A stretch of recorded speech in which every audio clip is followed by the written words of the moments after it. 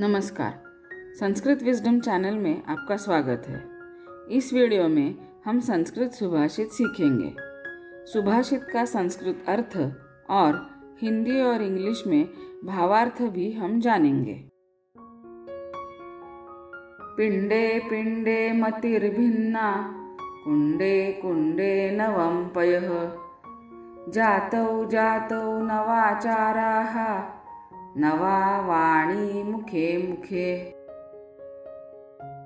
संस्कृते अर्थः पिंडे पिंडे मतिः भिन्ना भवति, कुंडे कुंडे जलं नवं भवति, तथा च जातौ जातौ नवाः आचाराः आचर्यन्ते, मुखे मुखे च भिन्ना वाणी भवति।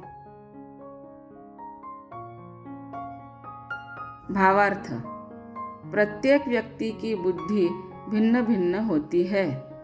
हर एक कुंड में पानी अलग प्रकार का होता है। हर एक मनुष्य जाति के आचरण भिन्न भिन्न होते हैं।